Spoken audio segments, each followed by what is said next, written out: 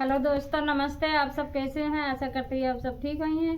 तो भैया अपने चैनल पर आप सबके स्वागत करता ही। आप सब हमें ढेर सारा प्यार दुलार आशीर्वाद दी हैं। गौरीगंज वाले एक गीत सुनावे चलते ही, अच्छा लगे तो कमेंट में ज़रूर बताइए।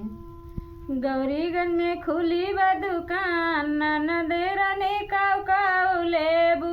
गौरीगंज में खुली बा दुकान, ननदे रानी काऊ काऊ लेबू। लहंगा लैला चाहे साड़ी लैला, लहंगा लैला चाहे साड़ी लैला। तोहरा भैया बने बजाज, ननद रानी काऊ काऊ लेबू। तोहरा भैया बने बजाज, ननद रानी काऊ काऊ लेबू। गौरीगंज में खुली बा दुकान, ननद रानी काऊ काऊ लेबू।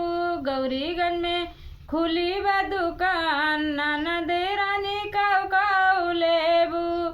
नथिया लैला चाहे बिंदिया लैला, नथिया लैला चाहे बिंदिया लैला। तोहरा भैया बने सोनार, ननद रानी काऊ काऊ लेबू। तोहरा भैया बने सोनार, ननद रानी काऊ काऊ लेबू। गौरीगंज में खुली बा दुकान, ननद रानी काऊ काऊ लेबू। गौरीगंज में खुली बा दुकान, ननद रानी काऊ काऊ लेबू।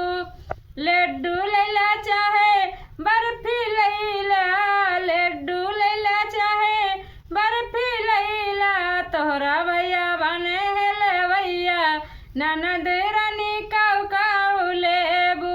तोहरा भैया बने लवैया, ननद रानी काऊ काऊ लेबू।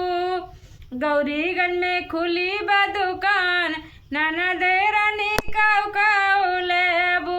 गौरीगंज में खुली